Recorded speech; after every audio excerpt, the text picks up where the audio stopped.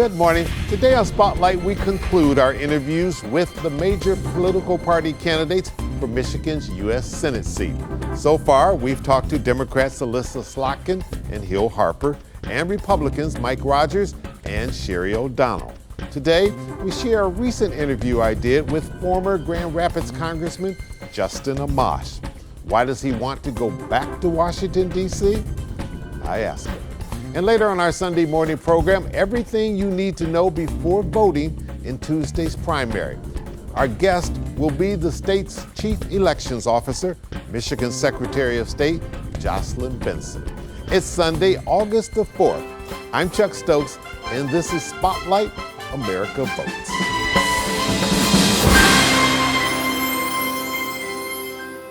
Representative Jocelyn Amash, thanks for joining us over there in Grand Rapids. Say I pulled up to a stoplight and I look out my window and I look over and I say, hey, that's Jocelyn Amash. You've been a member of the Michigan House. You've also been in the U.S. Congress.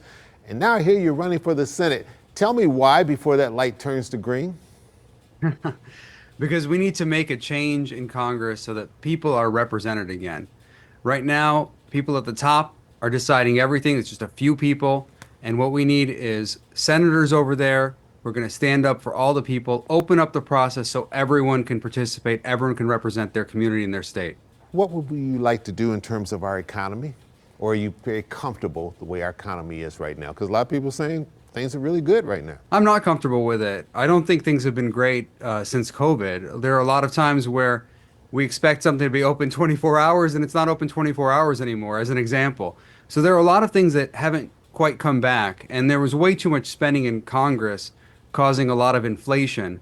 So what I want to do is make sure we get the spending down, get it under control, and ensure that we are not using our power as members of government, whether it's the federal government or the state government, to pick winners and losers, to try to decide who's going to get ahead and who's going to be left behind.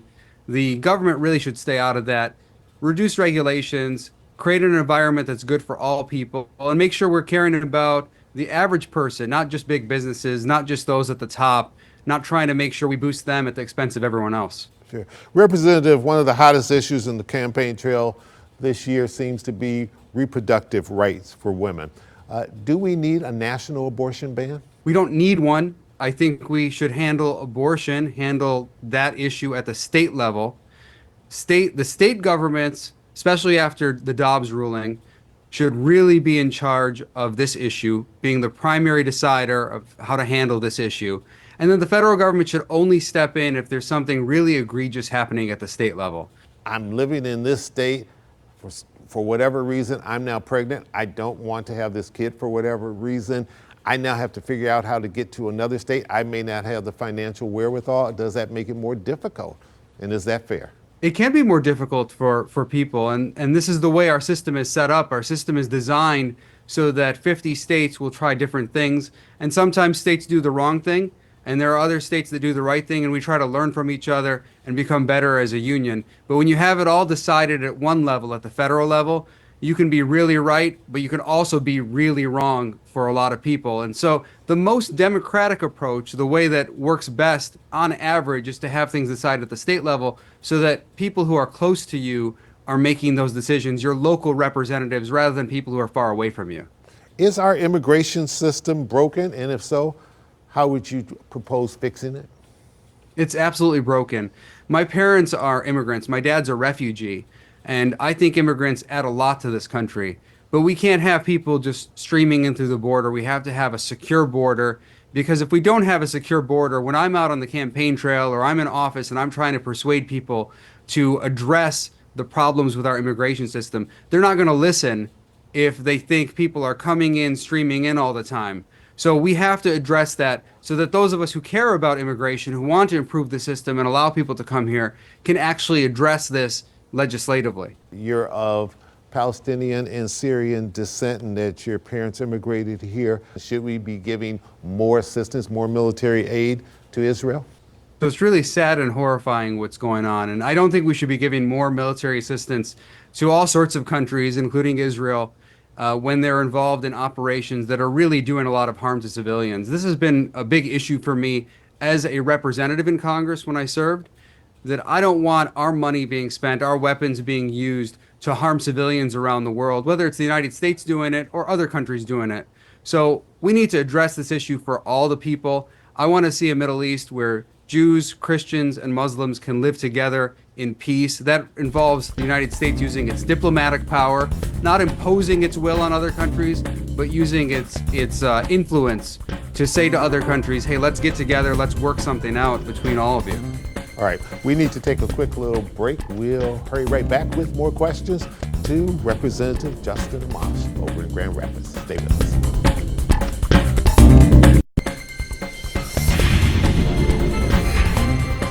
Welcome back to Spotlight, talking to former Michigan Congressman Jocelyn Amash. He is now a candidate for the U.S. Senate.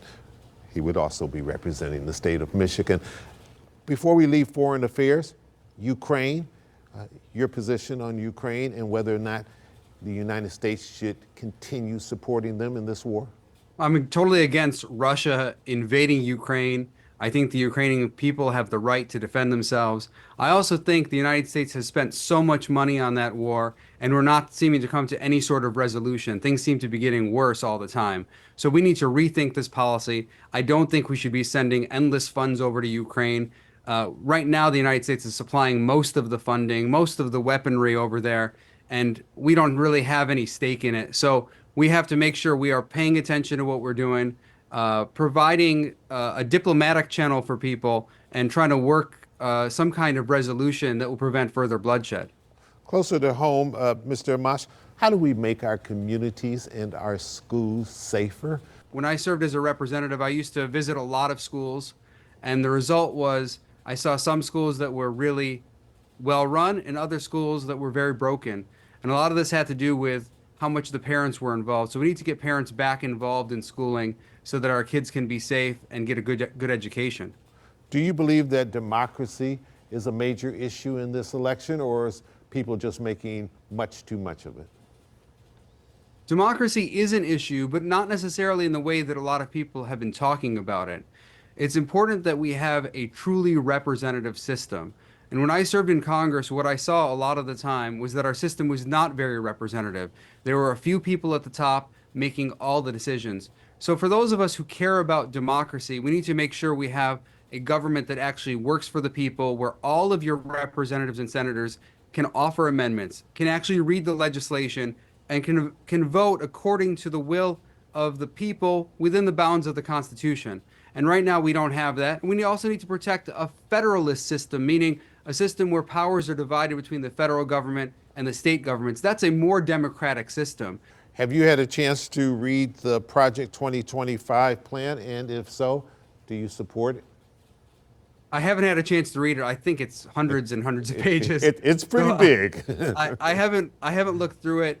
I suspect that some of the proposals I disagree with very strongly, and some of the proposals I might agree with, but I haven't read it. I don't know enough about it. You were the very first Republican to vote in favor of President Trump's impeachment. If you had to do that vote all over again, would you vote exactly the same way?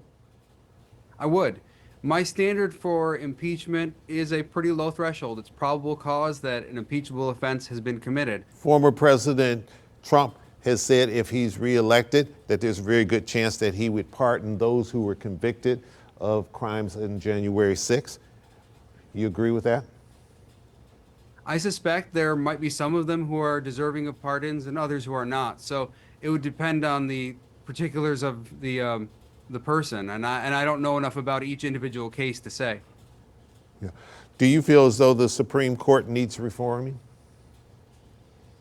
I like the way the Supreme Court works. I think it served as a good check on the executive branch and the legislative branch over the years. It doesn't mean it's always right. It has problems like any other branch of government, but I'd like to keep it as a non-political branch as much as possible, and I worry about meddling with the Supreme Court, legislative and executive meddling with the Supreme Court, may make it into a more political branch, which would be worse for the American people.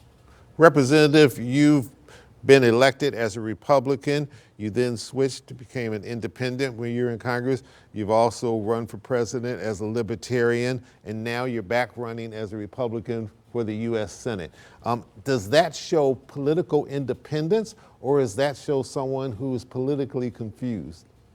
Well, I'm a principled constitutional conservative. My principles have been the same all the way through. I believe political parties are just tools to organize like-minded people to win elections. So we shouldn't look at political parties as something that demand our utmost loyalty.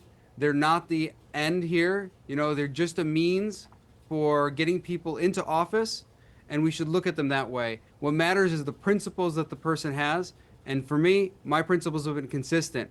Are we backsliding on civil rights in this country, or are we right where we need to be?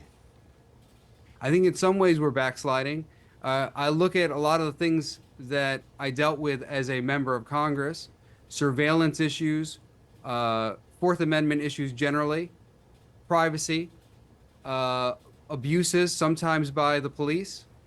We need to make sure that we are addressing these issues. There are things like qualified immunity, which I've introduced legislation to eliminate, because I think it is very harmful to the people when government officials have a special protection on top of the normal constitutional protections. I'm against civil asset forfeiture, which is something that Republicans and Democrats have pushed for. I'm against that. I think that we shouldn't be taking people's property without due process and without a conviction. So there are lots of ways in which we are going backwards, but there are a lot of ways in which our rights are very well protected in this country, and we have to be thankful for that. 10 seconds left. Can you win this Michigan primary race without the support of Donald J. Trump? Absolutely. And we're going to win this race. We are campaigning to the people. For Republicans in this race, I'm far and away the most constitutionally and fiscally conservative person running in this race. But I'm also the only Republican candidate who can win this race in the general election. I have a lot of crossover support. I'm supported by independents, many Democrats, including progressives, and there's a large Arab American community in this state that I think will come over and support me in this primary election and in this general election. So I think we are in good shape. We can win this race. We just need everyone to get out and vote on August 6th. Representative Amash, thanks so much for joining us today over in Grand Rapids. Good luck on the campaign trail. Thanks so much. I appreciate it. It's our pleasure. When Spotlight returns, I'll sit down with Michigan Secretary of State Jocelyn Benson. Stay with us.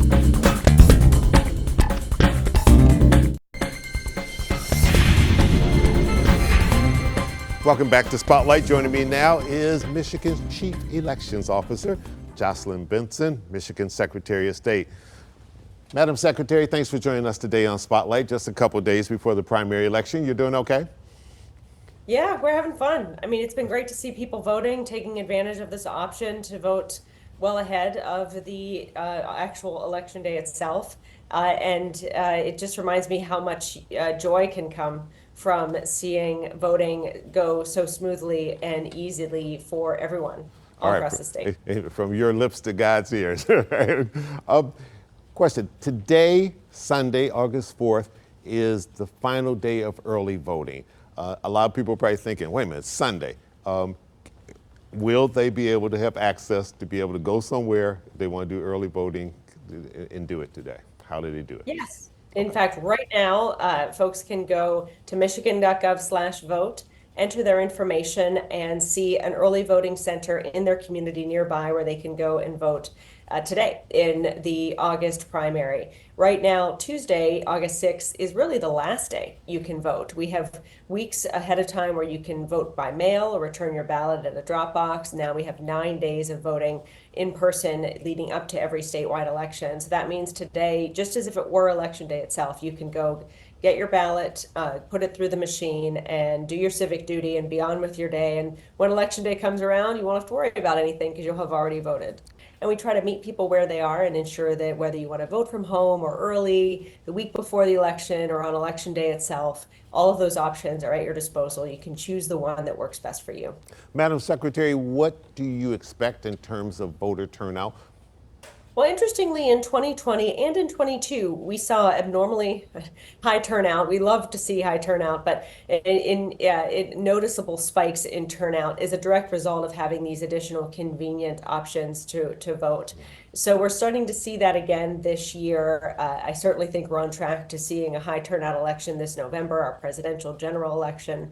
But it's still a moving pieces, and so people can decide that they want to help us make sure this is a high turnout election by voting today or voting on election day itself. What would you say to someone who's watching this program and say, look, it's summertime, the kids are out of school, I'm busy, I'm just trying to figure out how to keep them busy all day long.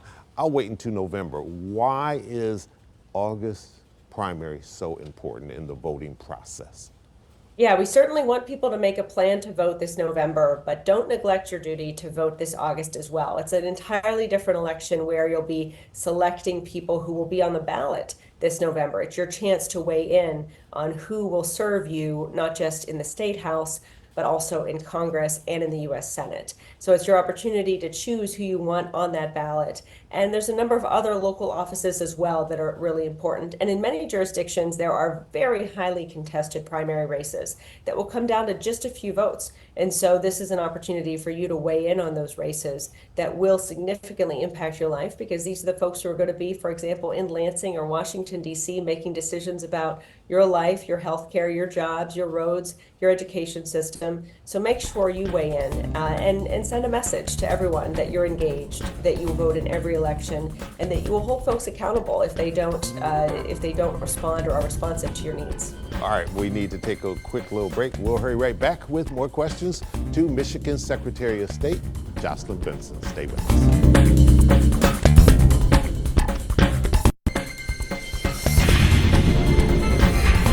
And if people have confusion about, okay, where's my polling place? Where do I go to vote? Has my polling place changed?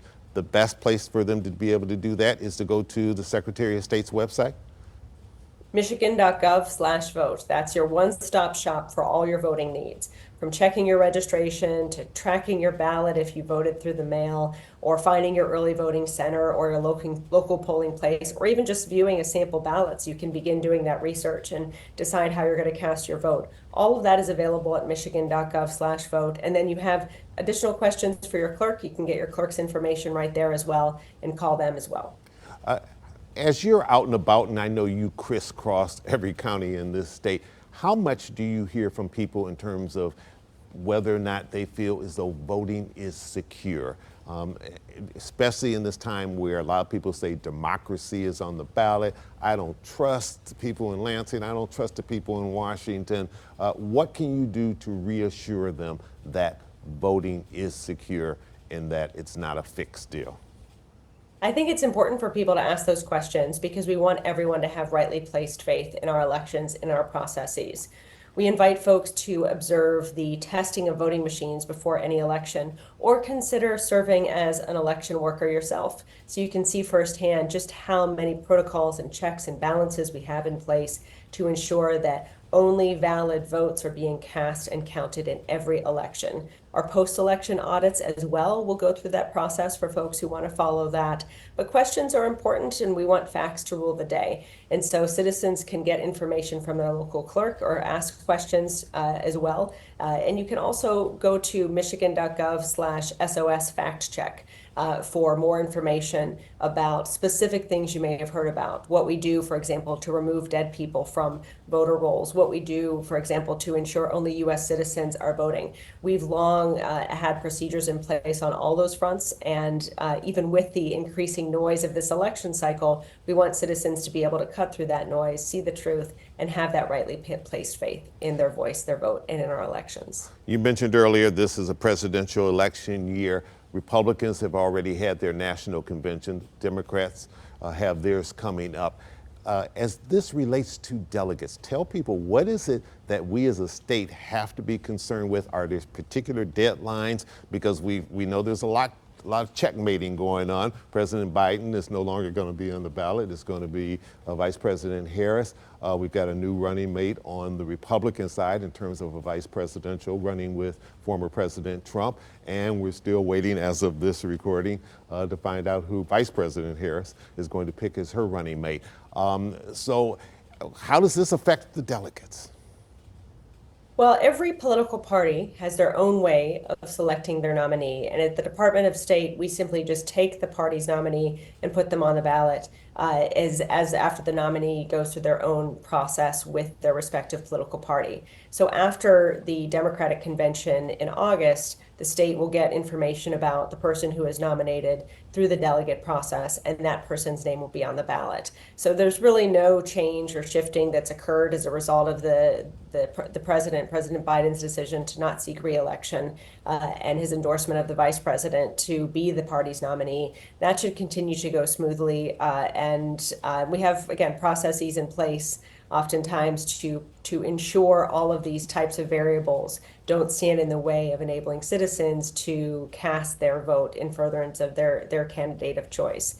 And as always, if people do have questions about that, we outline those processes as well at michigan.gov/vote, so people can read through how the parties nominate and how names actually do get on the ballot. All right, and let me give you a hypothetical that you may or may not want to answer. Say Governor Whitmer gets picked as the running mate for Vice President Harris. What becomes the process then here in Michigan? You know, it would be a wonderful thing if we had the governor of Michigan serving as the president or vice president of the United States of America. That's only going to be great for Michigan. And so we're all, the governor has been such a great friend for years now, and a trusted partner as we've overseen various different challenges in the state together. And I really believe in her leadership and the work she's done for the state of Michigan. So I hope we continue to see her star ascend, and then we'll see, were she to leave before the end of her term, the lieutenant governor then ascends as well to the gubernatorial position, and then in my office, I become both the lieutenant governor and the secretary of state. And she's an important voice for our party, important voice in our state. And I've seen firsthand, working alongside her for the last several years, just how great of a person she is in making sure and caring about everyone in our state. Madam Secretary, thanks for joining us today on Spotlight. Always good talking to you. Good luck on Election Day. And thanks to Representative Amash for joining us the other day for his interview. You can find all of the U.S. Senate candidate interviews on WXYZ.com under Spotlight on the News and America Votes. And remember, the polls are open from 7 a.m. until 8 p.m. August 6th. Do your duty and go vote. I'm Chuck Stokes. Have a great week.